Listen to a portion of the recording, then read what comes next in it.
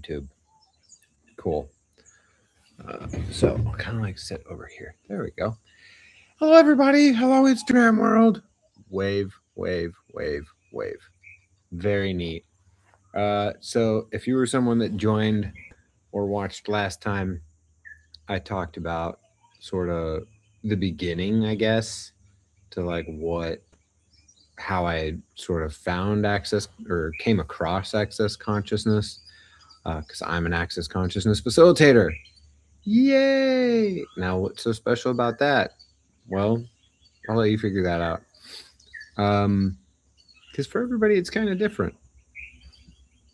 So, we left our story off last time where I had just finished, or I had just accomplished going, I would like to go to an access, what was then a 7-day event. And I went to that 7-day event, and it changed my whole reality. Now, and we talked about how I had previously been a civil engineer, and I left my job to go find greener pastures or just different pastures, because civil engineering job pastures are pretty green. And really, I guess where we can start now is I kept like one of the things we like to say is that the Bible says is ask and you shall receive. So at the first level 2-3, which is now a choice for possibilities, I asked a question that wasn't really a question.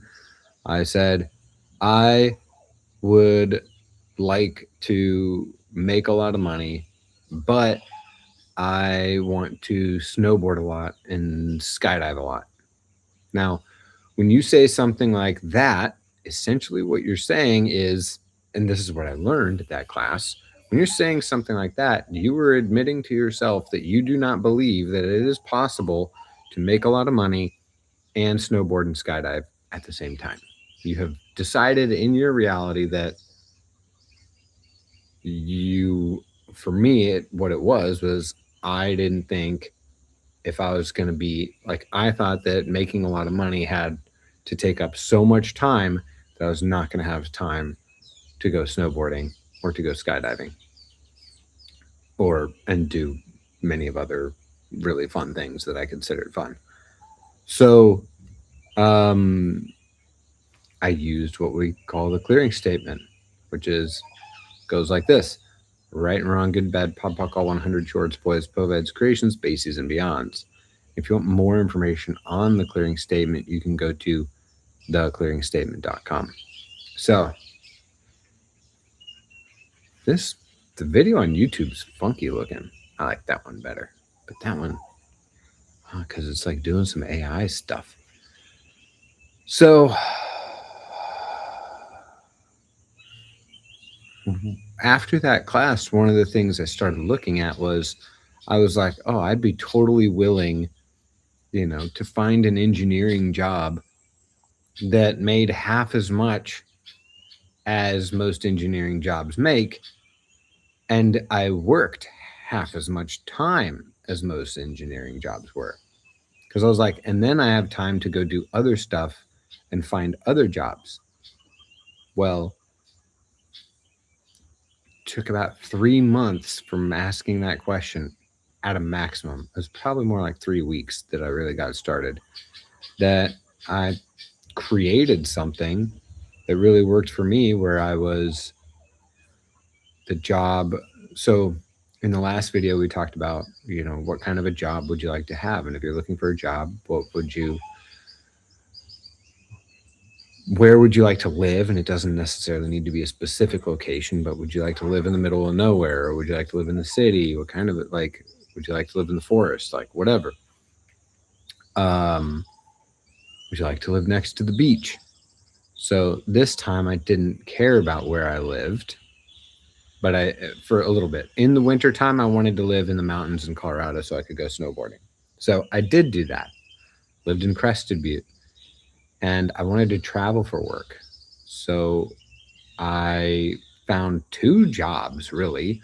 One was working with Access Consciousness on the stream team and doing some hosting as well, like helping make the events happen essentially. Um, and the other one was working with this engineering software where could train. Um, well, first I was going to use the engineering software for myself to make my own engineering business. And then the people that I learned the software from, they were like, "Hey, you're one of the best people we've ever had use this software." I kind of forgot that. I forgot that I was like one of the best at that thing. Wow, that's pretty neat. And then it makes you go, maybe I should have kept going with that. And then I'm like, no, I shouldn't have. Just because you're the best at something doesn't mean you have to keep doing it. But I was doing it for like at least 3 years, maybe even longer, maybe more like 4. Yeah, no, I did it for about 4 years. So I learned this software. They were like, "Hey, how about you teach other people how to do it?" So I started traveling around teaching people how to use this software. If you want to know more about the software, it was kind of like a conceptual design software. You could find out very quickly. You could get some rough numbers on the costs of construction for various land development activities. There you go. You could do it very, very fast if you knew how to do it. But a lot of people didn't want to know how to do it. They just wanted it to do all the work for them. But which was really funny, because when you have a software that really will do all the work for you, it still needs to know what you want it to do. And people were just like, "I just want it to do what I want it to do." And I'm like, it doesn't know what you want it to do. So I created this job where I got to travel for that. I also got to travel with Access Consciousness. So there was at least a year, maybe 2 years there, where I would fly to an Access Consciousness event somewhere in the United States, and that would go on for 4 days. I would do stream team, work the event, or I would just attend. Normally I was working it, I think. And then I would fly directly from that event to my next engineering job location. And then I would work that engineering job and train people on the software for 3 days. And then I'd go to the next, because the 3 days thing, I could always schedule in the middle of the week. Most of the engineers, they didn't want to start on Monday. They didn't want to finish on Friday. They wanted to do Tuesday, Wednesday, Thursday. So I could do access classes that were typically Friday, Saturday, Sunday, Monday. So I could do Friday, Saturday, Sunday, Monday with access, Tuesday, Wednesday, Thursday engineering, and then jump on the next flight and then go to a new place. I even had engineers at the time calling me being like, "Why are you charging me for a flight that goes from, Denver to my city, and then it goes from my city to Chicago?" And I'm like, "Cuz this is not the only job I have. I have to go to do something else." And like, "I don't like paying that." I'm like, "Do you want to pay the round trip flight back to Denver? Do you want to pay that cost?" "Yeah, I want to pay that cost." Send them that cost. "Oh, it's more expensive." "See? So do you want to pay the cheaper one where you send me on to a different city?" "Okay, fine, I'll pay that." So it was cool because my flights were paid for. Half the week, my hotels were paid for. My meals were paid for. And then when I was at the access classes, I used points to get those hotels. And it was awesome. And before I knew it, I had Kansas U09. I can't see your picture. It's too small. But I graduated from Kansas University in 2009 too. Who are you? So, speaking of which, Darren Peterson, I mean, come on now. He's fun to watch. So, where was I? So I kind of, right. So I had this job doing both those things, and it didn't take long before I was like, "Wow, that's really cool." And then I started asking again, like, okay, now I'm over my point of view that I only want to work like half the time and make half the money. And if you guys are loving the sounds of the birds, there's an app on your phone called Merlin, where you can capture all of the sounds of birds. And I turned this app on for like 10 seconds and I got 12 birds. I'm right next to the rainforest in Costa Rica.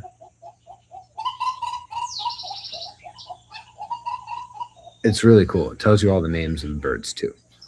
So created that job, and then so I was making half as much. And then I was like, you know what? Okay, what's it going to take for me to make $120,000 a year?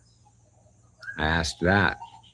I also asked for better hotel rooms. I also asked for money to, buy bigger and better dinners, because I was only getting like I was allotted the ability to spend like $20 on dinner, which at the time I was like, this is really cool. But I'm looking back, I'm like, $20 on dinner is nothing. It's like McDonald's. Gross. And then so that got bumped up too. I went from Holiday Inn Express. I can't believe I was staying in a Holiday Inn Express. That is so funny. I do everything I can to not set foot in a Holiday Inn Express nowadays. I ate their continental breakfast, as they call it, that is just crap waffles and crap. Even the bananas have no flavor and the apples have no flavor. It's just like crap co. And man, so I got upgraded to DoubleTree. Hell yeah. DoubleTree's great because you get the cookies. DoubleTree cookies, so delicious, especially when they're warm and soft. Oh my God. It's a good trick. I probably shouldn't tell anybody this, but I don't know. It's not like I have thousands of people watching. Sebi's watching. Hey, Seba. Seba is my son. He's almost 3 years old. Seba, you're the most amazing guy on the planet. I love you so much. You're just the best. You are the best. So, and good afternoon, Juliana. So I got upgraded. I started staying at DoubleTree hotels. I even started getting paid a little bit more for the engineering job. I got paid a little bit more at the access job. And after doing this for about 2 years, I realized I had all the prerequisites to become an access consciousness certified facilitator. I just needed to take one more class, and that one more class was called Access Bars. Yeah, I had only taken one Access Bars class. That cannot be true. Maybe I had two and I needed three. No, it was, I had only taken one. I'd taken one and I needed two. So I remember I went to Seattle, and just because I think it was the one location that fit with all the jobs I had going on. And I went to somewhere in Seattle because I was also working a little bit in Seattle. And I took so funny because someone just yesterday said that if you look up and to the left, you're lying. I'm like, am I lying? No, I'm just looking at the forest. So I took a bars class in Seattle. And then I became an access. And then I went to the certified facilitator training that year.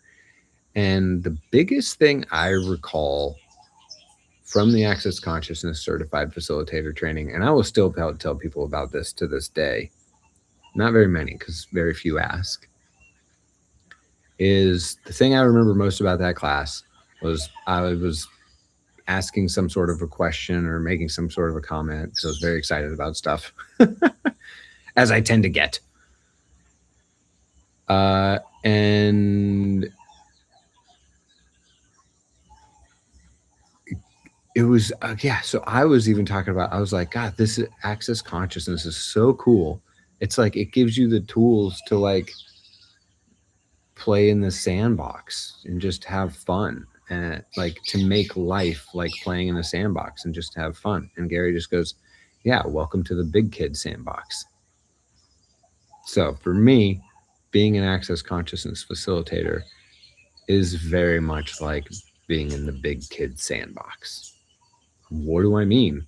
Well, what would you like to create? What kind of castle would you like to create? Would you like to drive cars around through the sand? Would you like What exactly would you like to be doing? And just start doing it. Because in a sandbox, Bob's your uncle. Do whatever you like. No, maybe Bob's your uncle. World's your oyster. There you go. You get to do whatever you like. I wonder if Sebi is still watching. Seba, probably not. So, yeah, there you are. Became an Access Consciousness certified facilitator in 2014. 2 years later, in 2016, I became a Conscious Horse, Conscious Rider facilitator. And then nearly 10 years later, but more like 8, I think in 2002 or 1, maybe it was 2001. I think it was 2001 or 2020. I became a 3-day body class facilitator. Now, to become a 3-day body class facilitator, you have to facilitate 60 some odd body process classes. Now, if you're looking for a body process class somewhere in your area, by all means, go get it. Go out there and get a body process class. And yeah. So now and since then, especially with Conscious Horse, Conscious Rider, and 3-day body class and foundation classes, I have since been traveling. Hello, Eileen. Traveling and facilitating Access Consciousness classes. Now, this is the point that I'm like, I'm bored. So I kind of want to end the stream. But I'm trying to teach myself how to actually talk on these things. So I might keep going or I might not. Because I really don't understand what most people have been telling me to go live on Instagram for years, and I still do not know what to talk about. I'm like, I don't know. Would you just sit there? We could just sit here and listen to the birds.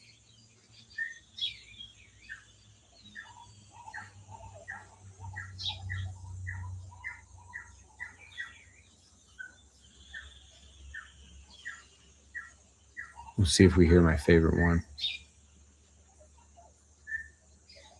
That one right there. That's my favorite one. Montezuma oropangela. That one right there. The weirdest sounding one. The one that's like, what is that? Like a UFO? Wow.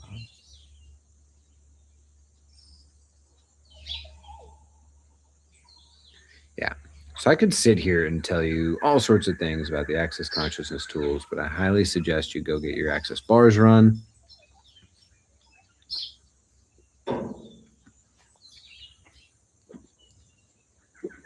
I highly suggest you go to get an Access Consciousness Foundation. I highly suggest you get off your butt and actually start living, whatever that looks like for you.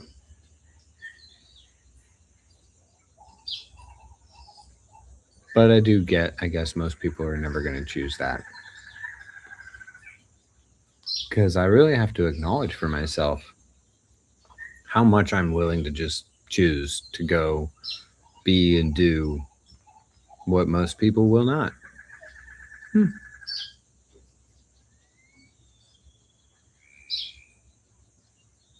But actually, how much do you not choose what you like to choose because you have so many points of views and conclusions about what you would actually need to do in order to make that occur? The fucking coolest thing about Access Consciousness is you don't have to do shit.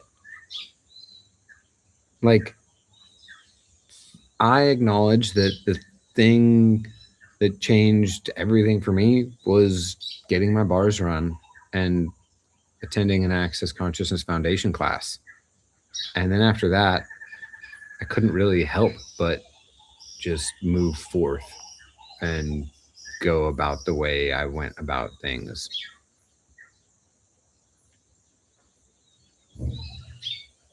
You don't have to think about it.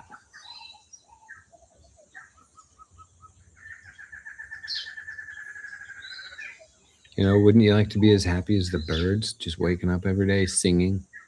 Doop, doop, doop, doop, doop, doop, doop, doop, doop. I See, I can't even come close to making the sounds that Nora Montezuma or Pantula makes with my mouth.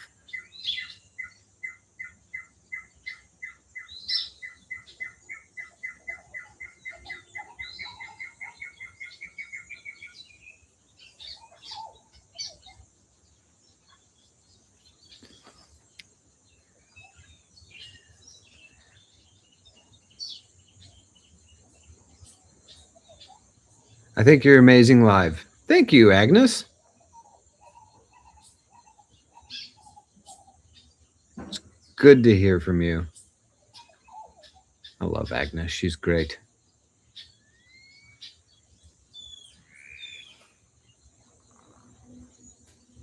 There's just animals everywhere.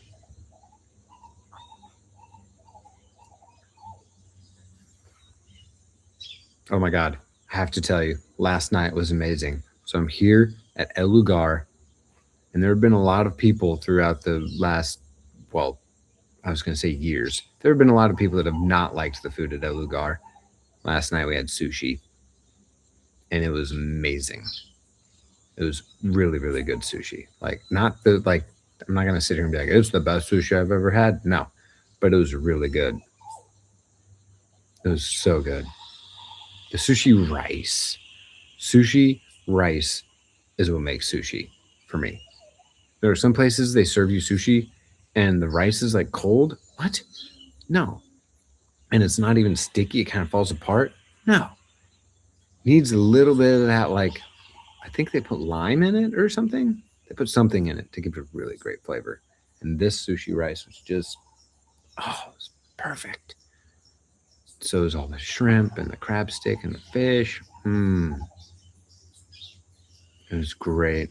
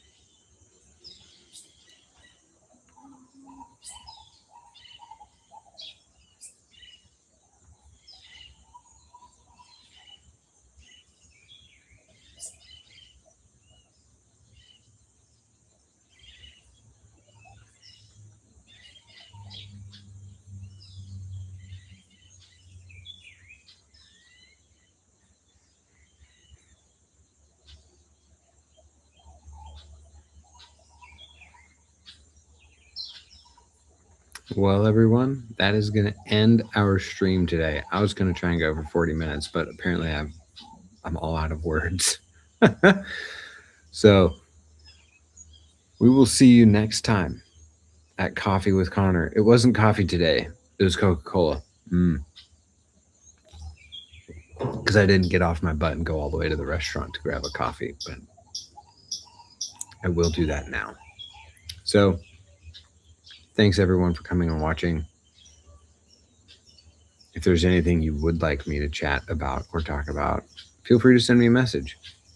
And maybe we'll add it as a Coffee with Connor topic. Thanks, everybody. We'll see you next time.